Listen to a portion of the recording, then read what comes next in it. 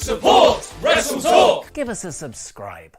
Is this the most predictable championship match in recent wrestling history? Hello, I am Adam, filling in for Luke Owen, and I'm joined as ever by the hardest working woman in all of sports infotainment, the Hammer, Denise Hollywood Salcedo. Hello, Denise. Good morning to you. So hardworking. I woke up and I was like, are we having a show today? And I was like, I have no idea. You know, I still started getting ready. I was like, all right, whatever. I was like, I'm going to do my makeup, pop in here. I was like, hey, we're ready to go. We're ready to go. If not, I'm just going to go back to sleep with my makeup on. Just wake up, sunglasses, squiff, cigarettes still in your mouth, glass of red wine on the side table, being just like, yes, but it's nice to see you. I don't know what I went out in the sun, Denise, and I'm all confused. That happens. When you get too much sun, you just start to get like a little like fuzzy, like you're not in the right frame of mind. I'm sun drunk. I really am. I'm not used to it being warm. This is insane. I've got a little rosy tinge to my cheeks. Such a happy little lad. Right. So we're talking about AEW. Well, we're going to talk about it, despite the fact that AEW doesn't seem to be talking about it. But Kenny Omega versus Rich Swann is happening this Sunday. Title for title. The first proper, huge domestic journey, like step in the journey of Kenny Omega, the belt collector. I know he's already the AAA Mega Champion, but like this is US pay-per-view. He's facing up against Impact champion Rich Swann, both championships on the line. And apparently, I was reading the Wrestling Observer newsletter today, Denise. This is a fun little fact.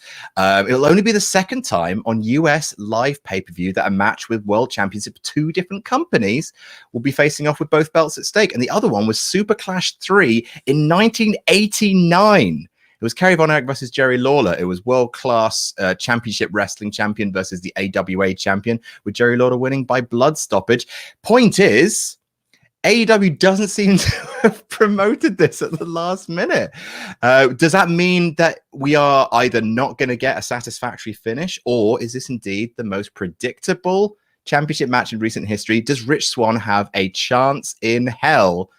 Denise Salcedo. All right, so there's a lot to get at. So first of all, yes, on the Observer this week, I know Dave put an entire history of title versus title matches on there, and I still have to read it because I just woke up, but just kind of like that is a big issue, and that was one of the things that I tweeted on Wednesday. And obviously, I had a lot of people that agreed with me on the fact that I think, creatively speaking, AEW could have done a lot more storyline wise to make this into a big deal, because if anything, Tony Khan, and I know he's not technically an on-screen character on AEW Dynamite, but you could even allude to the fact that, hey, your champion is putting your title up on the line, on another promotion and all of this. I just feel like they could have done a bigger deal of being maybe a little bit worried about it, maybe promoting it, also promoting it because, with the Impact title, it's the same thing. Like if they were to, bring that title over, they should make it into a big deal. Like, hey,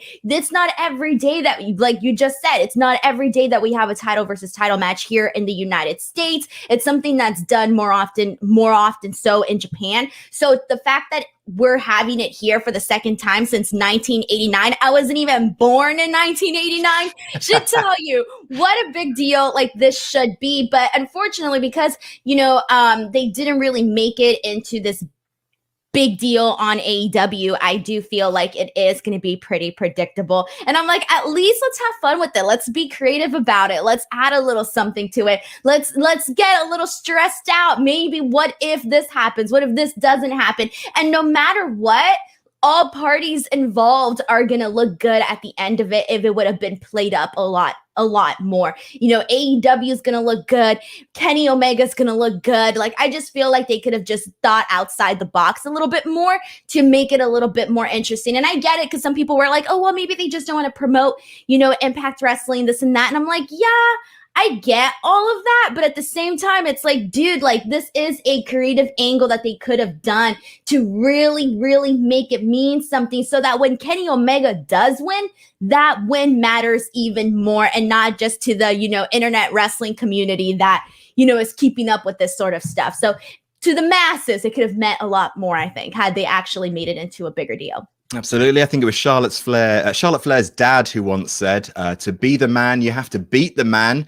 You're only as good as the person you beat. So if you're going to beat Rich Swann, which chances are Kenny Omega's going to do, I don't think this is the final step in the belt collector storyline, then I don't know why Rich Swann wasn't mentioned at all on AEW.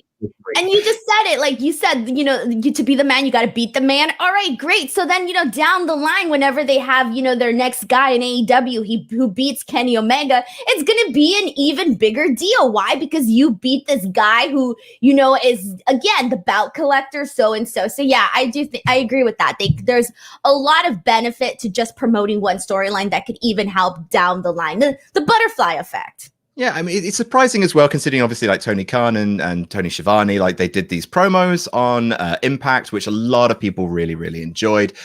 Tony Khan sort of coming off as a little bit of a natural promo, which people weren't expecting. But like when it happened, when Kenny Omega ran off with Don Callis, like they treated this as like ginormous, huge news. But yeah, you would expect at least Tony Khan to, just be just like there, bags under his eyes, being like, what if I lose the AEW World Championship to Impact? Like, it's surprising because, like you say, it feels like there's money left on the table here. I know, obviously, like maybe AEW doesn't want to make more money than it has to for Impact, but that doesn't really make sense because people are going to be paying to see. Let's be honest here, people are paying to see Kenny Omega. That's the, Rich Swann is fantastic. Obviously, like he's done some great work with the Impact Championship, but the title versus title is the draw. And I don't understand why you don't want as many eyes on that product as possible, even if it is technically a competitor. It just doesn't make any kind of logistical, creative sense to me. Or even like, when they had that whole segment on AEW Dynamite this Wednesday, when Jon Moxley and Eddie Kingston run their truck through the Elite's trailer. And it's like, in that case, like, shouldn't you be pissed? Like, you tried to kill my champion and my champion has a big match this Sunday. If I was Tony Khan, I'd be like, what the hell, Jon Moxley? Like, I know they weren't in there, supposedly and all of that in storyline, but it's like, bro, you nearly tried to kill our champion, and he has this big match coming up. So our champion. Champion. Well, you mentioned Jon Moxley as well. Jon Moxley versus Kenta, like another interpromotional contest. Like that much one had more, way more build. Like, I don't know. I don't want to seem like we're just kind of like shaking our fists at the sky. It's just, it does feel. It's unsatisfactory just because I think the Kenny Omega belt collector story for me is the hottest storyline in non-WWE right now. Like it's the thing that's kind of like he's going around uniting all the forces of men against the great Sauron of WWE. And I don't understand why. Yeah, it's pretty historic. Great forces of men. Yes, the forces of. Have you seen Lord of the Rings? I saw it years ago, and I think I only saw like the first one, or maybe even like I wasn't following the entire trilogy. Is what I'm trying to get at. I understand, but yeah, like you say, I mean, obviously it happened in WWE versus WCW, but that was one company. WWE owned WCW at that point, so yeah, this is pretty big news. Like AEW doesn't do like non-finishes for its title matches. It's done draws, but it hasn't done like a DQ or anything. That's the only, like, if this was WWE, this lack of promotion would be telling me there's absolutely no finish, but there has to be. And I think there'd be more of a buzz too if it were WWE in terms of, wow, they're not even promoting it. Like, that's so lame. People would be very upset about it. Yeah, I think so too.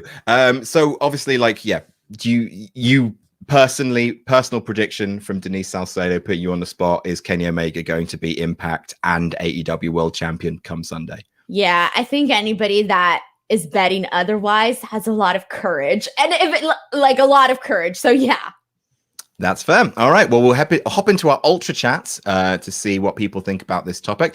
Jared Hazelwood says, we all know that the IWGP World Heavyweight Championship is Kenny's last stop in his belt collecting journey. Between now and then, what belts should he pick up? Also, are there any notable belts you think he should avoid, even if they're prestigious? Oh, that's a really good question. Because obviously, like, there are a couple of prestigious belts in indie wrestling out there. Obviously, NWA World Heavyweight Championship has more historical prestige necessarily than cultural relevance today, but it's still a recognizable belt. You know, you see a lot of people kind of draped in gold, and NWA World Heavyweight Championship's a part of that. The Ring of Honor World Championship, I suppose. Can I IWGP Heavyweight? Noah, I suppose. Are there any other belts that you can think of that you think logistically Kenny could go for? I feel like you pretty much got the main ones there, because I was like trying to think here, like, okay, realistically, and here's the thing though, is that even when we say like realistically, you never even know anymore. I feel like in these days, like anything can happen, or hopefully anything can happen. So I would like to see a couple of surprises. But for me, like, I actually think it would be a big deal. And here's the thing, that I get like the NWA belt, like it has all of this, lineage and all of that. And for the most part, it still has been, in the news here and there. But I actually would feel like a bigger deal for, the Ring of Honor title, just because there is some historical, all the connections with Kenny Omega being there before, the Young Bucks and all of everything that went down with them. I actually would feel like that would be somewhat more relevant, if anything. But of course, the same thing with the NWA bout. When you think of a bout that has a lot of fans of the bout itself, I can't think of a bout having more fans than the NWA bout. It's just something that a lot of people are really, in love with the history of it. Yeah, I think Don Callis could do a really good job of making that belt kind of seem important. Just like the historical angle of it. Obviously, yeah, Cody's history with Ring of Honor as well. Like you feel like, I don't know why it feels like kind of a little less down than the NWA, just for the historical. Yeah, and it's also because the fact that Ring of Honor right now isn't necessarily being talked about. So that is also something, like, they could be talked about a whole lot more, is what I'm trying to get at. Like, yeah, they're, somewhat in the news, I guess you can say. But really, I do think that a lot of the buzz for Ring of Honor has gone down. So that is what is also impacting that. But I just feel like, for me personally, I would feel it's a bigger deal. But again, the historical significance carries more weight. So you can argue it from both sides. I mean, I don't feel like I'm overstepping my bounds to say that, Kenny, if you do want to come on and challenge for the Quizzlemania Championship, we can arrange that. Obviously, we'll have to talk to our people, you talk to your people. But if there is another title you want to add to your collection, I am sort of laying out the challenge here. And now, Kenny Omega, the door is open. The forbidden door is open for a Quizzlemania Championship victory. Win the championship that Denise has never won. The Quizzlemania Championship. Oh, I was going to say, I was about to say I haven't had the chance. And then I remembered I have had the chance. How many times have you been on Quizzlemania? At the moment. All right. My brain is only running at 40% capacity at this moment. Oh, I get you. I'm dehydrated. Tom Daniel says, I have to wonder if the viewership affected the direction of the Impact story this week. You got new viewers in. Do you really want to have TNA make a presence? Wouldn't that confuse new viewers, plus make AEW look a bit second class? I don't think so at all. I mean, just like I don't know how AEW is going to look second class when they're walking away with your championship.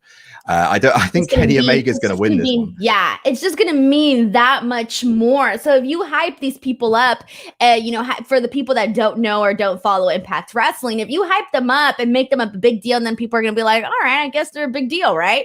And then all of a sudden, Kenny Omega wins, and you're like, oh man, all right, cool. This is what we're doing. Kenny Omega, is a big deal. And this is for people, obviously, that I feel like everybody knows what Impact Wrestling is and all of that. So obviously, this is speaking for a very small minority of people who might not know, but I don't see it hurting AEW whatsoever. I think at the end of the day, the people that want to watch Impact Wrestling are going to watch Impact Wrestling. The people that want to watch AEW Dynamite are going to watch AEW Dynamite, or the people that want to watch both will watch both. Yeah. That's quite right. Peter Mullins says, I remember Dan Severn walking out on WWF TV wearing the NWA belt, his UFC belt, and Jim Cornette holding the extra belts that he couldn't physically wear. It was such an incredible look. Belt versus belt should matter so much more. I'm actually going to find that image because that sounds cool. WWF belts. Let's Google search that. Can I find it? Oh, yes, I can. Oh, that does look good. Well done, me. Right, hang on a second. You're a great Googler, Adam. Great googly moogly. Talk for a bit, Denise, while I'm uploading this to the back end. I'm very proud of your Googling skills because, to be honest, to open a whole entire tab, type while also doing a live stream just requires that much more work. So I am very proud of you for being able to get this image in a nice and timely manner. There we go. Found it. Oh, perfect. I was like, I don't know what else to say. That is pretty rad. Yeah. Yeah, it looks awesome. Just, Photoshop Don Callis's head over Jim Cornette's and Kenny over Dan Severin's. And that's where we're going, folks. And I'm pretty And add some very funky fashion since that's what they're doing nowadays. Heck yeah. All right. So we are going to move on to our mailbag. Do let us know, obviously, if you how you feel about champion versus champion. We'll come back to your ultra chats right at the end of the show. We're heading into our mailbag. Mailbag questions provided by our lovely patrons over at patreon.com/WrestleTalk. Head over there, use the community tab, add mailbag as a description because Luke is very bad at his job. Dr. Sophia Bonilla, DWO EVP, says, oh no. Okay. What is it? Bueno, let's talk. No Denise last Friday. Adam, you are too mean to Denise on Quizomania. Get it together. DWO for life. Estamos aquí para Denise. Ella es la estrella. Denise. Ella es la estrella. Ella es yep. Denise. Ella es. Ella es. La estrella. estrella. Ella es la estrella. Denise, tienes que hacer tus demandas. Oh, I can't make out what you're saying. I have to do something. Do what? Demand? Denise, tienes que hacer tus demandas. Oh, sí, tienes que hacer tu demanda. So she's basically saying that you're way too mean to me, that I'm the star, and that I need to be making demands. Oh, I see. Diles lo que te tienen que dar y empieza con pizza y ranch. Oh, I know what that fucking means. Oh no, I've sworn! Denise, I've sworn! Oh no! Oh no! We did it! We made Adam swear on the air. That's your fault. Friday morning. It's your fault, Spanish people. Oh, damn it. What did that? Yeah, if we can get you to curse in Spanish, it'd be great. One word. I won't. Luke is already. Luke can feel that. Like literally a shadow passed over his grave just then. Like he got chills, being just like Adam. He rolled over. He was like. Luke, I'm sorry. Please no one tell him on Twitter because he'll be so cross at me. He's having a day off. I know, and I was already bothering him on his day off. I know. We're live, pal. Doom Lion says, hello, Ollie, Luke, and all the WrestleTalk family. Been watching since episode 1. I saw this odd-looking guy talking about wrestling, and I said, what is this? So my theory is that Sting is playing like the Frank Miller Dark Knight comics where Batman is aging and now he has to rely on the fact he just showing up scares most guys off. Does he have to say is real effort for serious guys, i.e. the Bane archetype, Brian Cage, or the Croc-like dude, Lance Archer? Also, he's showing Darby Allin that you must stand for justice because sometimes even the top good guys can go bad. Like right now, it's the super elite. Love you guys. Keep up the great work. Doom Lion.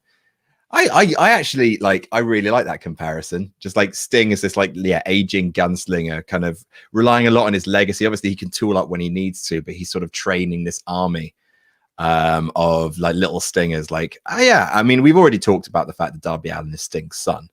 I remember where I was speaking about that a while back, that Sting should be showing up with a little kind of like papoose, a little harness and just plopping Darby Allin in it. A little stroller. Yeah, that would be sweet. I like that. You're obviously a big Batman fan, Denise. I can tell. Yeah, I'm like the biggest Batman fan ever. Like I've watched everything Batman related. I'm the biggest expert ever. So yeah. What's your favorite Batman? Batman Forever. Actually, I don't know anything about Batman. in case I didn't make that obvious, I've watched 2 Batmans in my life, and I think is that the one with Katie Holmes, Batman Forever? That's Batman Begins. Which one's the one with Katie Holmes? Batman Begins. Is there one with Katie Holmes? Batman Begins. I watched that one, and I watched the Dark Knight one, the one that was really popular when it came out. Oh, with Heath Ledger as the Joker. Yes, I watched that, and I found I was very bored. If you're only going to watch 2 Batmans, those might as well be the Batmans you'd seen. That's absolutely fair.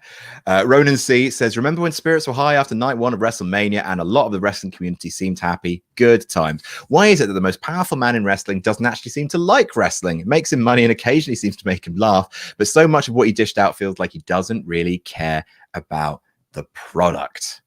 It's sports entertainment. It's not wrestling, exactly. Not wrestling. Do you remember when Paul Heyman said that for Vince, wrestling was a nasty word? Yeah. Was this what the 1997 shoot promo? Yeah. So there you go. Paul Heyman told us since then. Yeah, I mean, well, like Vince told us since like he outed the business in like it's a I think it was the New Jersey State Commission was like, look, we're going to charge you taxes because you're doing a sport. And he's like, I'm not doing a sport. Wrestling's not real. It's sports entertainment. I'm having a tax break. Thank you very much. Like no one, like Vince killed wrestling in the 80s. He doesn't care about wrestling. He cares about, he makes movies. Sports entertainment. I think also Dave noted on The Observer this week, because I did get to read a little bit of it, that the Hollywood Walk of Fame, I believe, added a sports entertainment section to their, like, I don't know, little thing. I need to look more into that because it was pretty interesting to me. I mean, Vince has a star on Hollywood Walk of Fame. Ted Turner, but obviously Ted Turner has it for, like, being this big media mogul. The Rock. And that's, like, it that I can think of, like, wrestling-wise. I mean, yeah, obviously who else? Like Vince would technically be the only one that I don't know. Just looking up a picture of Vince with his star. Yeah, I'm gonna go this weekend. I'm gonna go this weekend to the Hollywood Walk of Fame and get some pics. I don't think I've ever seen, I might have seen Vince's star one time, but I don't remember, but I've never actually gone to go visit it. He's such a weird guy, isn't he? He's such an odd man. Yeah, I'm gonna go look for his star. I'm gonna do that this weekend.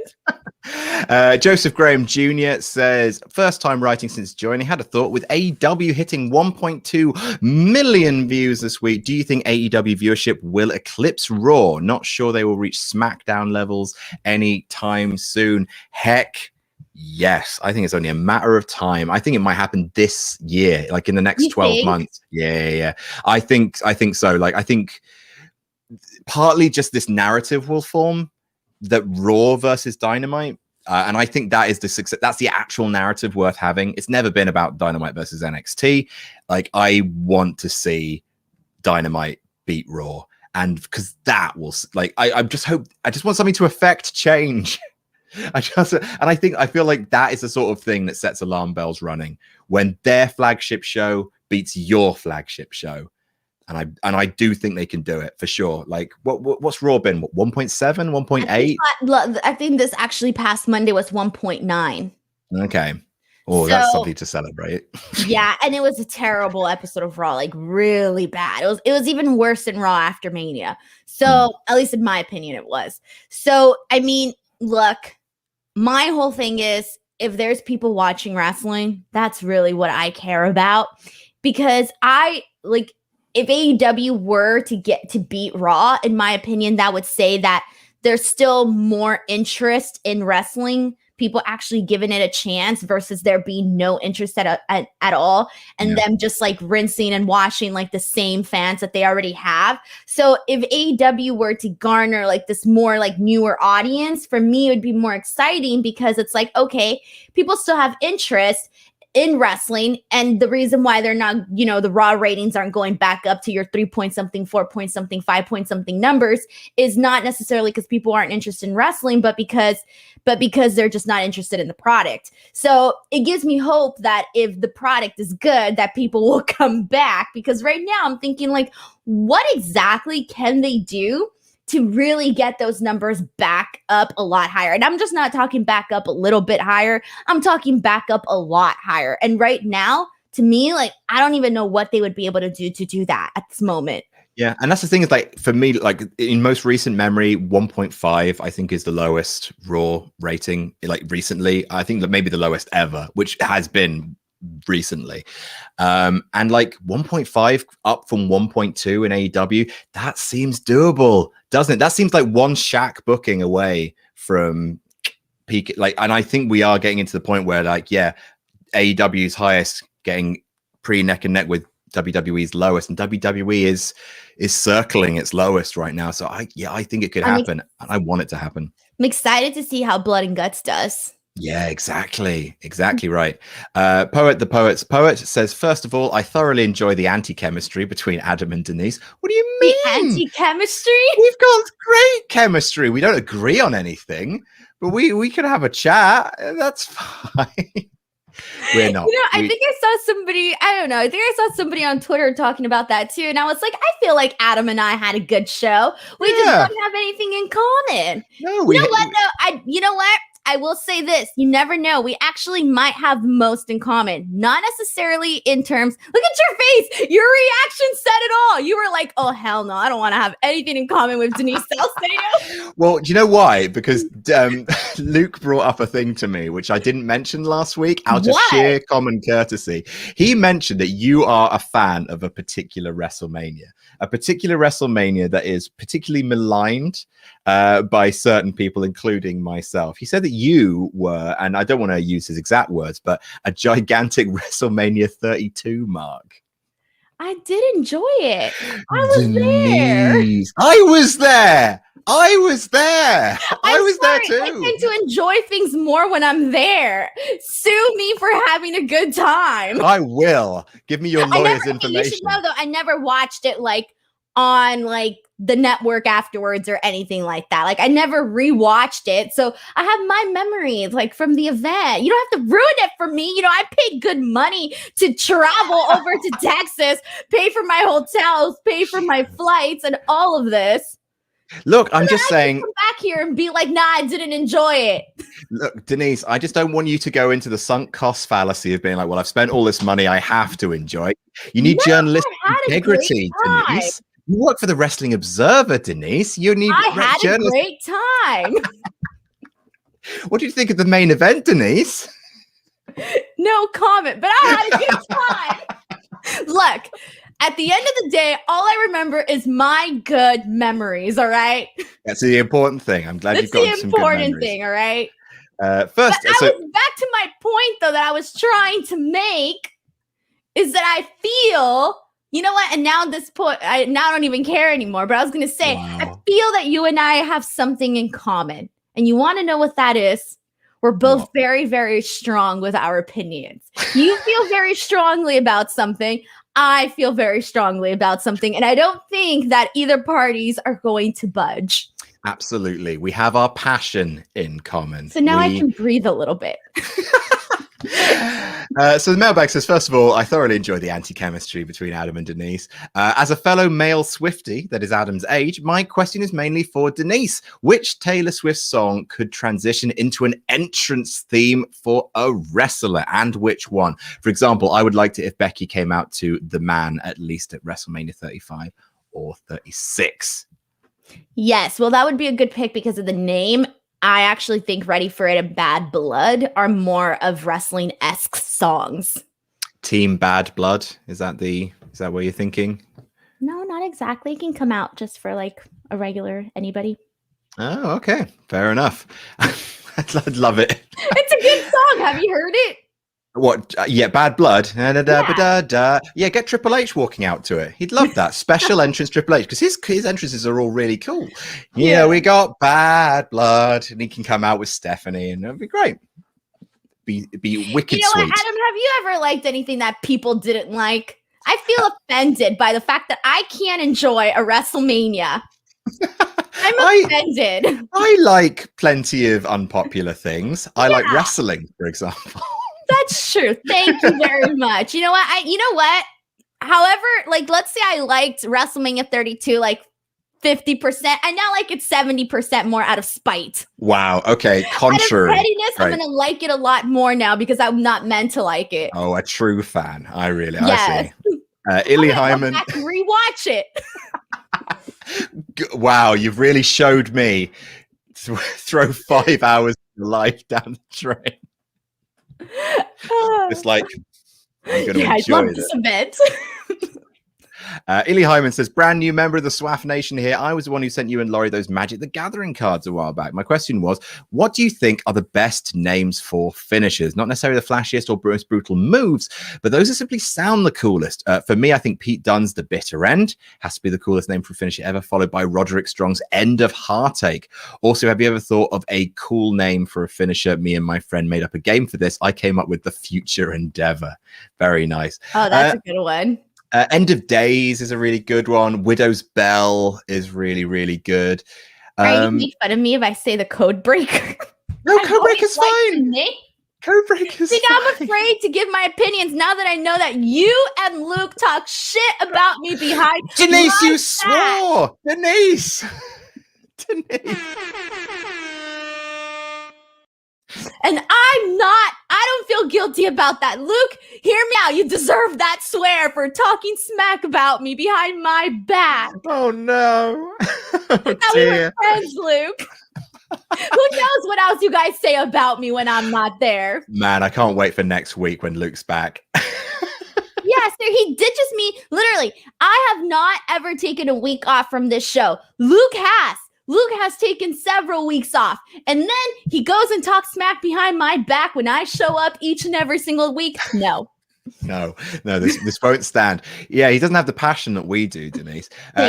Chris Gardner says, hi, Danuke, maybe Adam, Team Jam. Currently listening to the magazine show, and thanks for asking my question. Luke, if it's you again this week, my question was about the most important person in wrestling. The answer was Vince. Similar question this week, but instead it's who is the individual person who is having the biggest impact in wrestling today? I feel like while Vince has all the power to drive wrestling, he's driving the business forward rather than the art form. For me, it's Jericho with his ability to go between promotions and remain on good terms with everybody. What do you think, Denise? Who's having the most impact? I would probably say the person that has the power to make the most impact right now, because of terms of like running the competition, running the just the new promotion. It would be Tony Khan. I agree. Tony Khan would be the person, because whatever he, decides to run with is gonna, really determine a lot of the future for wrestling, and, the direction, and whatever he does we were just talking about the ratings. That could directly impact WWE. Like you said, if their flagship show, gets the same ratings or beats the WWE's flagship show, it's very telling. So anything that he does or what he says and goes into effect actually means something, can mean something big. So I would say Tony Khan on this one. Yeah, I think so. I think maybe Sting is up there as well. Just again, I'm thinking of in terms of like what's going to be the biggest impact in wrestling right now. I mean, Kenny Omega's belt collector thing is a lot of fun and is uniting a couple of promotions. But I think in terms of like who's going to be the person to push AEW to the point where it's proper competition with Raw, and I think it's either Sting or Shaq.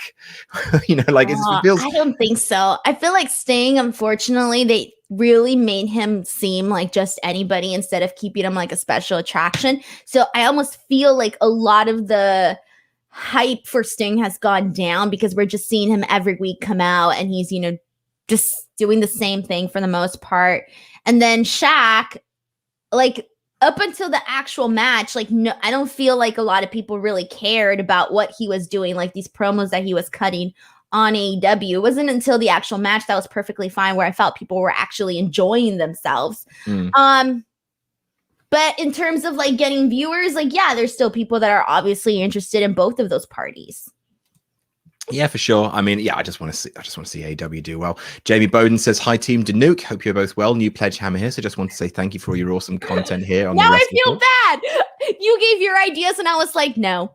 It's fine. Don't worry about it. Anti-chemistry at its finest. It's cool. We're not meant to be friends. We're colleagues. And that's absolutely fine with me. I feel terrible now. See?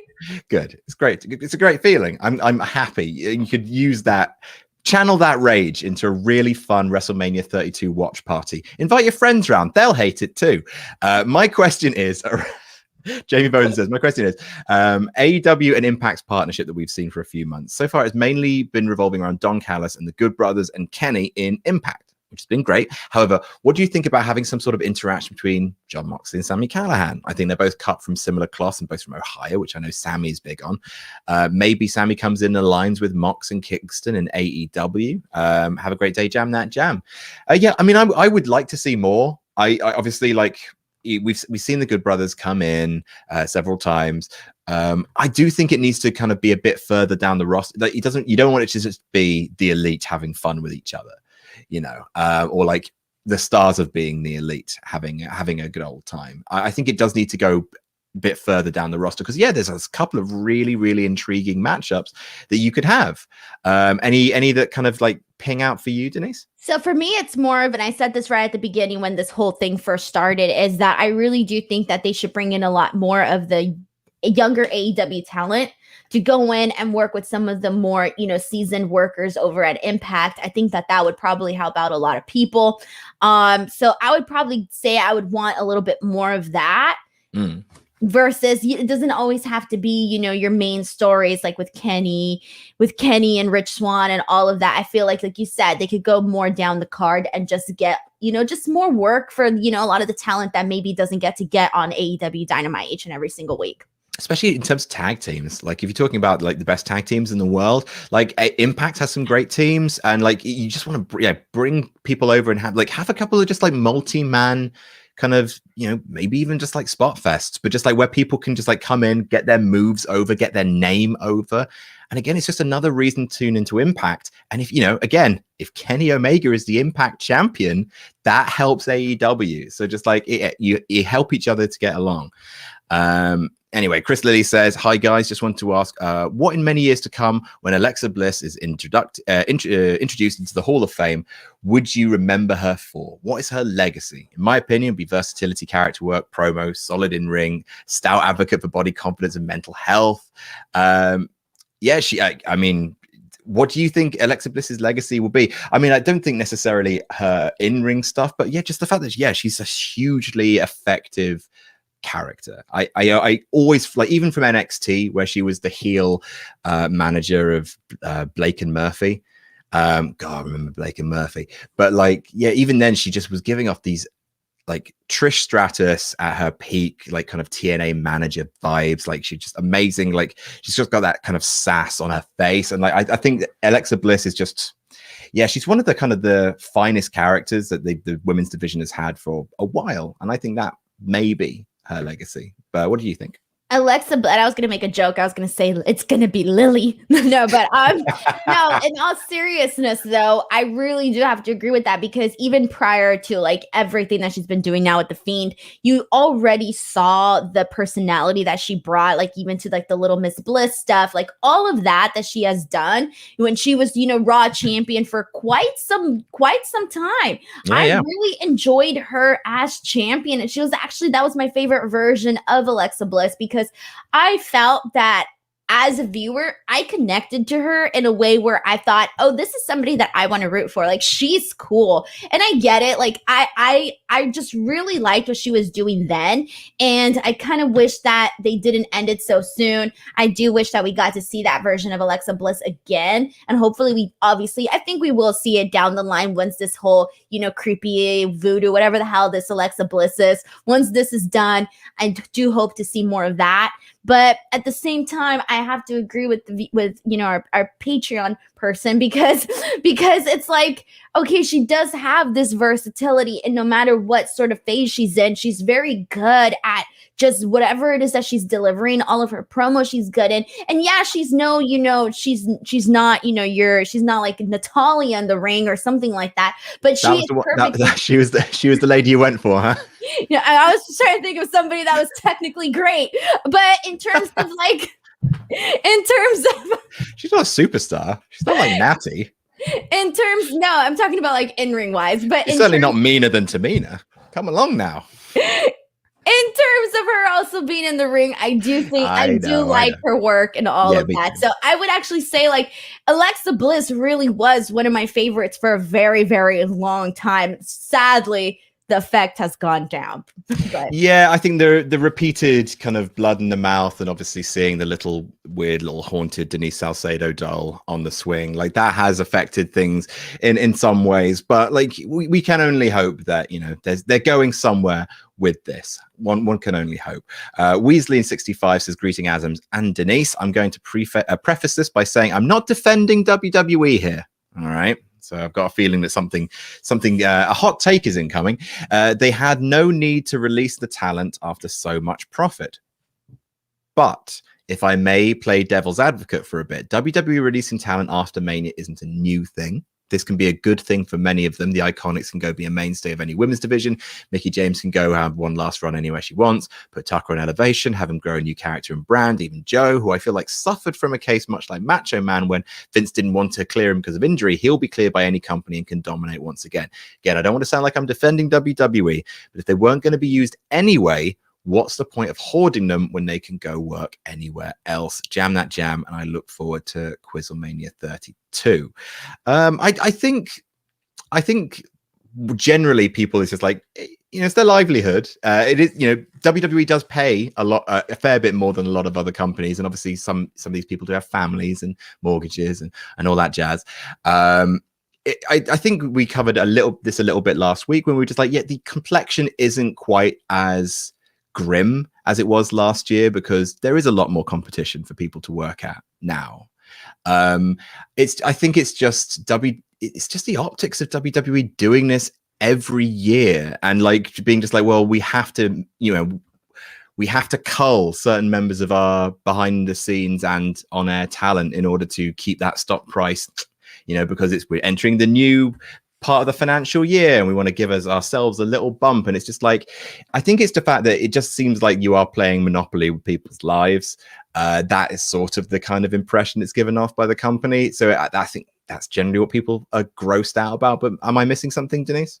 No, I would just say that I think that the comments, the question submission wasn't necessarily like a hot take. It's more of just looking on the bright side. I think that's what this did. It's look on the bright side because it's not defending WWE whatsoever. If you're saying the bright side is Mickie James can go have another run. The Iconics can go do, you know, whatever the heck they want to do, or same thing with Samoa Joe. So I really do think it's just more of looking on things on the bright side. I just wish though that I feel like, and I don't know, I personally would prefer, like, let's say you're a talent, right? And you got let go. Would you prefer for them to tell you, A, budget cuts, even though you know that they made their profit year, or B, hey, Adam, just want to let you know that unfortunately at this moment, we don't really have anything for you. And we have our investments in another direction. What would you prefer?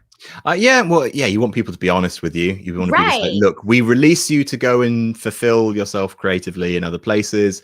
It's the insincerity, I think. There's just a lot of reasons why people just get rubbed the wrong way by it, because the WWE are a very ruthless business. They always have been. And you're right, we shouldn't be shocked by it. But it's just like, it's never going to be a point where you just be like, oh, that makes me feel good.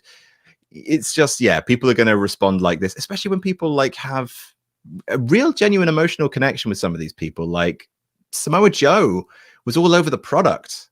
That's the thing. Like Samoa Joe was doing a good job. Like he wasn't wrestling, but he was doing a good job. And like that, it just makes people feel just a bit hopeless when it comes to people they really, really love. You know, what's weird too when you talk about Samoa Joe is that it's not like he was just somebody that you could do one thing with, right? I could see people letting go somebody that's only good at one thing, but think about somebody that can contribute in multiple ways. How do you let go of somebody that can contribute again in multiple ways? Like, you know, if you're running a video team, are you going to let go of the host that could only host, or are you going to let go of the person that hosts, writes, produces, edits, and does all of this stuff? No, you're going to, you know, choose who do you think is more who can do more. So for me, that's how I see it with like this with Samoa Joe's case is that I'm pretty sure they could have found some place for him, whether it not be commentary. Let's just say they didn't want him wrestling or they didn't want him doing commentary. All right, great. What about, being a manager? I don't know. Like, there's options with him is what I'm trying to get at.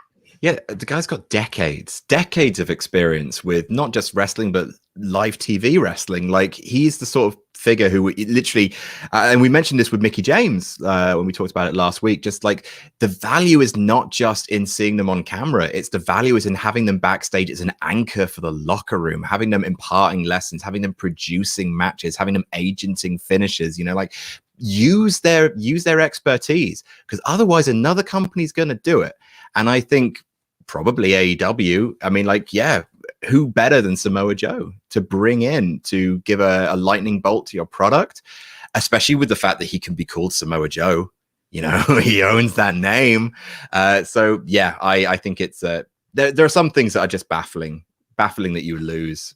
And yeah, again, I think Weasley 65, we were coming down. I certainly was coming down a bit too hard for having a hot take, but no, you're absolutely right. Like looking on the bright side of life is a good way of doing things. Ricardo Holt says, "Hello, Team Danuke, first time mailbag. Just want to say start by saying that you guys are my go-to. Your pods are unfiltered fun. Question for you: where do we go with both the overall Elite Bullet Club story and the Kenny is a belt collector stories after he beats Rich Swann for the Impact and TNA titles? Have a great day." I mean, we just kind of discussed this at the top, but where, concisely, Denise, where would you say what is the next single step? So I still think that with Kenny Omega as champion, that they can still have a lot of dream matchups. And then also I think they can circle back to, I think they can even circle back to doing something again with Jon Moxley. There's still a lot that they can do, but once they're all done, giving us the dream matchups with Kenny and all of this other stuff, obviously everybody knows, or everybody hopes that the next person in line is Hangman Page. And that's exciting for me to see somebody get handed it's your time now sort of deal. I would like something like that, but I do want to see more, obviously I want to see Kenny Omega have this reign that we all know that he can have. Yeah, I personally, of all of them, just because I know that, some of the release guys might be heading down there, but I would like to see NWA Power get a shot in the arm. And a big boost from an appearance of Kenny Omega. I think that would be a lot of fun. And I think the NWA World Heavyweight Championship, I don't think it's selling too many pay-per-views. So why not whack it around the hottest guy in independent wrestling? Might as well, if you can even call AEW independent wrestling, I suppose. And Alex Kirkman says, there's always talk of which WWE wrestler is going to AEW, but who will be the first wrestler from AEW to go to WWE? I reckon I've had this question before, but I don't remember if I gave an actual answer to that. The Alex Kirkman says Kenny Omega. I mean, is it really out of the realms of possibility? He gets a big money deal right before he hangs up his boots. Also, Quizlemania idea, a Money in the Bank concept where the winner can cash it at any time against the current Quizlemania champion, and both answer a number-based question. Do it. BTW, we also had a couple of people on my Twitter timeline that were like, yes, we're fully here for Puppet Quizlemania. I don't know if they called it Puppet Quizlemania or Puppet Mania, whatever the hell. But some people wanted that. BTW, idea. Just saying that saying by the way actually takes less time than saying BTW. It's fewer syllables. You said BTW. BTW sounds way better than by the way. LOL, I suppose. LOL, LMAO, STFU. What else? I'm trying to think. Raffle, ROF. I say raffle actually instead of ROFL. Raffle. That's right. Raffle. I was going to say something. What the hell was it? I don't know, Denise. You were going to say that you had answered this question before. You didn't. You couldn't remember what you said. What about MJF? MJF's my guy. I think in terms of just a really, really marketable character, I think WWE wants someone who is that kind of heel that maybe kind of I just see money in MJF. I really, really do. And I think he can talk up any program he's in. I think his promo work with so far, his promo work with the Pinnacle has been outstanding. I think he'd be a huge get, but I think he may be too much of an AEW company man just because they've sort of made him. I know that obviously he was a name before AEW, but AEW really made MJF. Right. I can't think like, you know what? Jericho, maybe? Like, it's not without the I think before he gets inducted into the WWE Hall of Fame, which I think will happen, still, like, I could imagine one last match in I'm WWE. sure maybe you always want to have that like closure, I guess you can say. Maybe. I mean, hey, Angle was Mr. TNA longer than he was Mr. WWE. He was. You're right. He was. But let's not go back to that. Let's not remember how that ended. Oh, I'm sad now. We're going to be seeing Chris Jericho retire to Jackson Riker or something like that. I don't know. Denise. I'm just trying to think of like who would be somebody that you'd be disappointed in. All right, so we're going to head back to our Ultra chats. Thank you to everyone who sent in our mailbags, but we're going to finish off with 10 minutes or so of Ultra chat. CM Chris says, hello, Adam and Denise. Impact Wrestling did put up a headline saying Rebellion commercials airs during AEW Dynamite, so it did seem like it was on an ad or at least shown twice. Can't wait until Sunday for the whole pay-per-view. Yeah, I mean, Impact bought they bought ad time during AEW, so yeah, they got that. I just felt like, yeah, they make it. AEW could have done more. I'm just saying, it's a partnership after all. Yeah.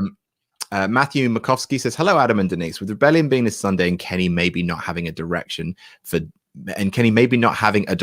Don, Bucks versus Mox and Kingston, I'm assuming. Double or Nothing. Gotcha. And Hangman should not face Kenny yet. How would we feel if they did a rematch after heel shenanigans? So what, Kenny versus Rich Swann rematch, maybe on AEW? That might be good. I don't see it happening. On AEW, I don't know. I mean, just given the way that they've lack thereof, promoted this match, I don't know if they would want to actually do it on there. I think they should. I would love to see it. But I don't know if they would. Interesting. New Punk Rant says, hey guys, AEW fan here and Juventud Guerrera super fan. Hello, New Punk Rant. When I watch a Dynamite, I often look at the entrance and hope to hear that iconic theme song that made me fall for WCW. Do you think we will see the greatest cruiserweight in WCW history in AEW? What do you think, Denise? Is the Juice going to AEW?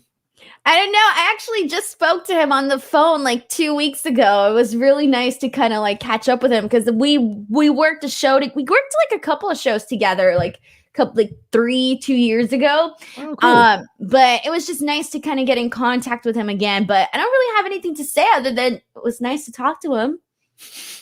Well, that's good. I'm glad to see he's doing well. PM Punk says, with the rise of boxing and prize fighting hitting the mainstream again, I think Tyson's allegiance with AEW will help grow the product more than any roster member will right now. I mean, I can only speak for my own feelings, but yeah, I don't care about Mike Tyson in wrestling. I really, really don't. What do you think, Denise? Zero interest. I'm sorry. There's just like a lot of...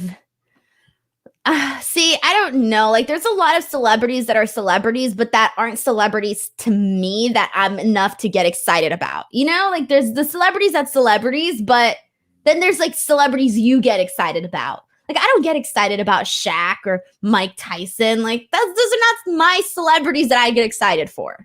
Shaq runs Papa John's. How can you not get excited about the O'Neill?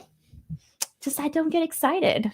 Do they not have their pizzas come with ranch sauce? Maybe you don't like Papa John's.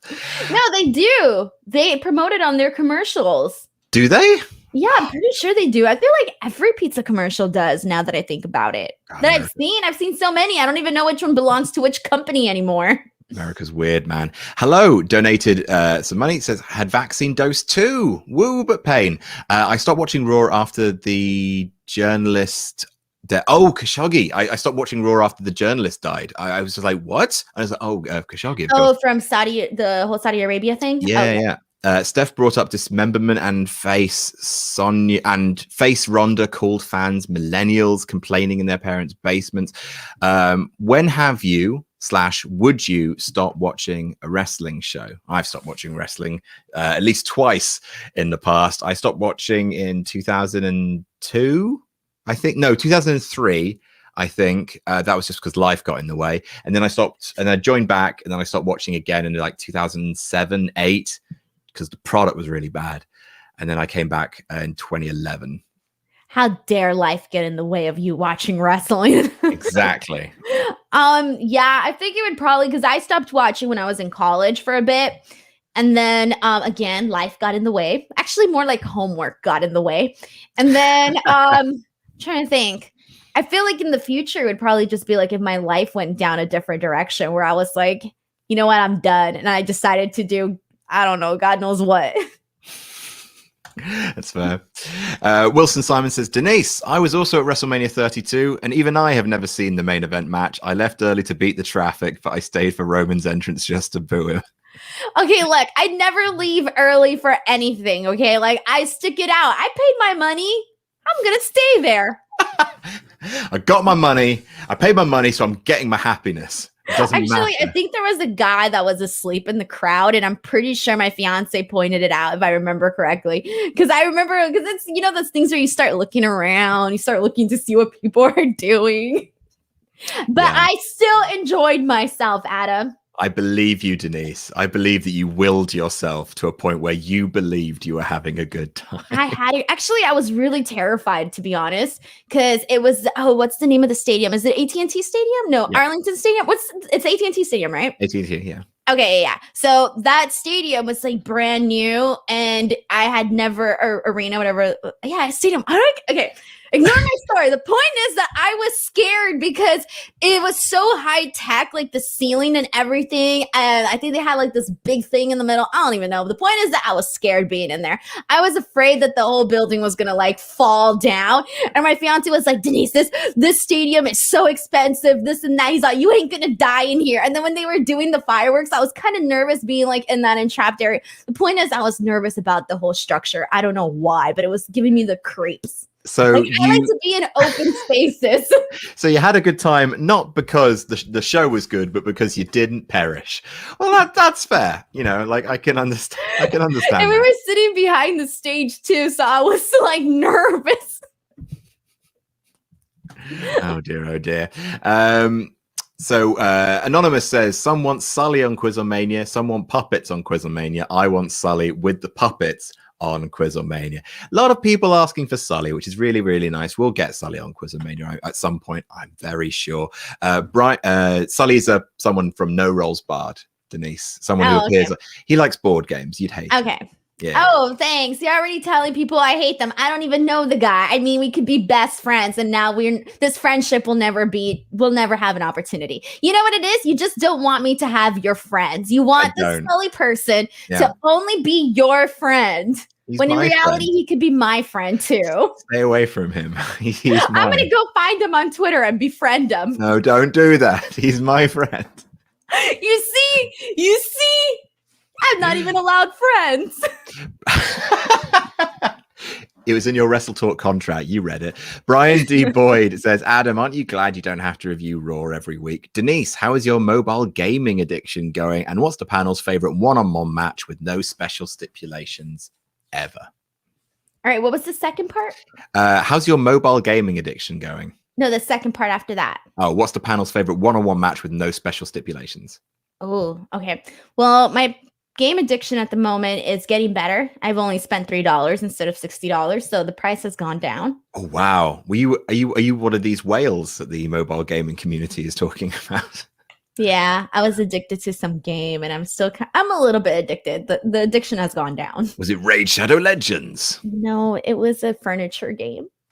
What furniture game? Where you design fake houses.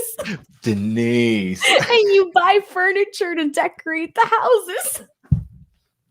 The Sims exists, Denise, and it costs less than £60. I would never play The Sims. No, I don't like role-playing type of stuff. Like, I'm not into that. You're just an interior designer. Just an interior designer. Thank you. I like to fancy myself an interior designer. Favorite one-on-one match with no special stipulations. Ooh, so not like a ladder, not even a no DQ match. It has to be a straight down the middle one-on-one. That's a good couple. There's so many though. I feel like I wouldn't even be able to pick. I'm a huge fan of Walter Ilya Dragunov. That's just a wrestling match, you know. That's just a straight wrestling match. I remember Daniel Bryan versus Bray Wyatt Royal Rumble 2014. I remember loving that match. Absolutely loving it. Just a one-on-one. completely normal match, but absolutely loved it to pieces. Any that you can think of? I'm trying to think if there was something that I'm just like, there's so many for me, to be honest. Like, I can't even think of something. Fair enough. Fair enough. I can't think right now. My brain's a blank. Why am I on this show? Why? I don't know, mate. I'm like trying to think. I'm like, what do we think of what I like? Gonna have to ask Think Luke about it afterwards. Sideshower says, I like the mailbag on finishes so much I decided to put forward one I would have if I were to wrestle.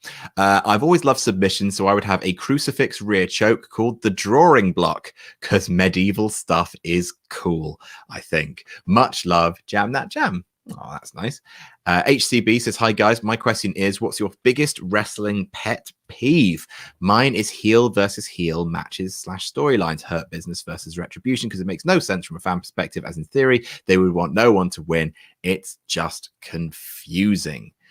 My pet peeve, the Miz as champion. Bam.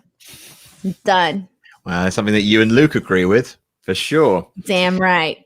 For me, it's when people shrug off losses, like when people don't pretend like they don't care, like when you have baby faces who come out with the whole I lost, doesn't matter, and then they do like a stand-up routine about how they don't care. Like, I think everyone should care about the fact they were beaten. I agree with that. Yeah, I think you can be mature about it, just being like, you were the better man, but I want a rematch, just like. But I like any time that it's Cena or like babyface Reigns, or like any of those guys be just like, yeah, it doesn't matter, do on with my next kind of like type 5 about how big Cesaro's nips are, like it. That's the thing that I hugely hate, because like you say, it all circles back to what we were talking about at the top of the show. You are only as good as the people you're beating. So if you don't rate the people you're beating, and if you don't rate your competitors, then you get nowhere. And I think that is one of my biggest pet peeves in wrestling. Yeah, I feel you on that. I have to agree with that. I second you. Thank you, mate. I appreciate that. I'm very, very smart. I wasn't going to bury your answer like I did last time.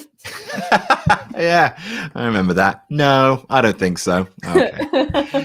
Bacon Rasher says, hi, Dam. It's Team Dam. Come on. Dam.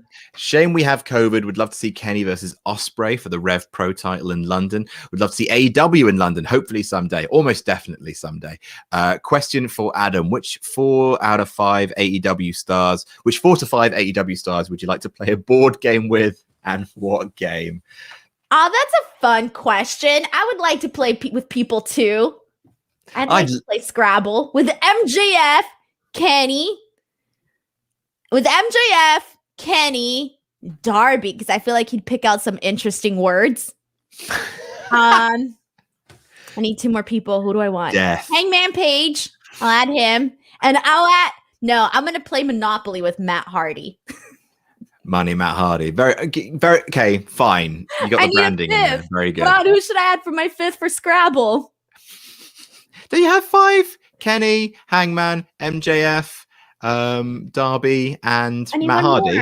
No, Matt Hardy was for Monopoly. I need 5th for Scrabble. You need 4 more for Monopoly, is what you need as well. You need a 5th for Scrabble. Who do I want for my 5th for Scrabble? Isn't Scrabble a 4-player game? I don't even know. Oh, yeah, you're right. It is a 4-player game. Well, bonus person. I would say MJF for sure. Hangman. MJF would give really good trash talk. I think Kenny would just get competitive about it. He's a big gamer. And best friends. I want to hang out with the best friends. What game are you guys playing? Something good, probably. Maybe like Battlestar Galactica, the board game. I see you looking at the collection. Oh, no. I'm looking at my collection, yeah. I think we could play some really, really fun ones. Maybe we'll just play Disney Villainous, Wits and Wages would be fun. Yeah. Or maybe Diplomacy with MJF would be a fun time. You have no idea what any of these words mean, do you? No. That's fine. You ever played a game where the one where you get the little there's the hippo, there's Operation. Do you play those kind of games too, or are those not considered board games? The one with the hippo. The hungry hippo. Yeah, the hungry hippo. And then the fish one? What about the fish one? That's not That's a toy. That's a toy, Denise. Does that not count as a board game? Those kids, do you not play Candyland? Candyland's the worst. Initiative Coffee Co. says, hey neighbors, really pleased to see your success in alternate channels. Curious, who would I contact if I were interested in sponsoring content on No Rolls Barred? What a lovely ultra chat to end on. You would contact Adam at WrestleTalk.com because I'm the channel director for No Rolls Barred. I'm going to promote Denise Salcedo on No Rolls Barred. Watch. I'm going to reach out, offer you a pretty penny. You do that. Maybe I'll consider it. Hey, everyone go and subscribe to Instant Culture with Denise Salcedo. Why not?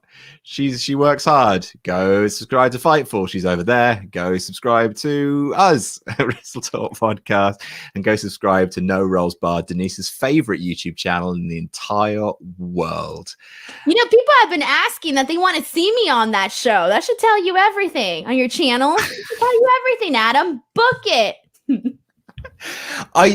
No, I'm not inviting you over to come and play good board games, and you'll just be like, can't we play Cards Against Humanity? I don't understand this game. That's what you would say. Yeah, I'd probably get bored.